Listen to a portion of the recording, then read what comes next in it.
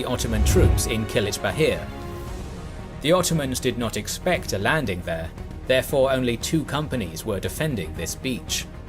While this force was not enough to stop the Anzacs, unfavourable rocky terrain and Ottoman forces on the high ground inflicted significant damage. Anzac forces lost 2,000 men on the day of the landing and were not able to achieve any notable progress. They were ordered to dig in close to the shore. The second group landed at Helles Cove. 29th Division landed on 5 different beaches named S, V, W, X and Y. At Y Beach, the First Battle of Krithia took place, and the Allies made significant progress, but were not able to exploit the advantages of their position due to a lack of orders.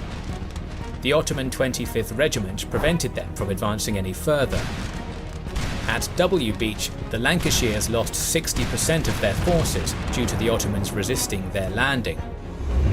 The common theme of the landings on the 25th of April was that the Allies failed to exploit their advantages and continue advancing due to lack of orders. Instead, they decided to dig in on the shores, which proved to be counterproductive. On the 27th of April, the Ottoman 19th Division and part of the 5th Division counterattacked the Allies at Anzac Cove, but were repulsed with the support of naval gunfire. On the following day, the Allies tried to take the village of Krithia, but the Ottomans were able to stop the 29th Division halfway from Helles to Krithia after inflicting 3,000 casualties. The arrival of the Ottoman reinforcements to Gallipoli proved that the Entente failed to act swiftly, and the confrontation was going to turn into a war of attrition. On the 30th of April, Mustafa Kemal attacked at Helles and Anzac Cove, and managed to break through the French sector, but had to stop under massive amounts of machine gun fire.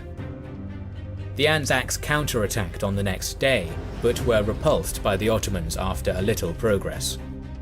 The Ottomans were dependent on artillery fire from high ground on the peninsula to repulse the Allied attacks. It was of utmost importance for the Allies to take control of these high grounds for the success of the Gallipoli campaign. On the 6th of May, 20,000 Allied men were sent to capture Krithia and the strategic high ground at Ashibaba. The Allies advanced after heavy artillery preparation, and for 2 days a fierce battle ensued, but they failed to capture either of the targets. On the 19th of May, 42,000 Ottoman troops aimed to take the 17,000 Anzacs by surprise and drive them into the sea. But the surprise failed, since on the previous day, the Ottoman preparations were seen by a British aircraft. The fighting went on until early June, when after 13,000 casualties, the Ottomans decreased the intensity of the attack and the lines consolidated. The final major engagement started on the 4th of June, when the Allies attacked Krithia and Ashibaba again with the 29th Division, Royal Naval Division, 42nd Division and 2 French divisions. This attack was stopped as well and led to another period of trench warfare.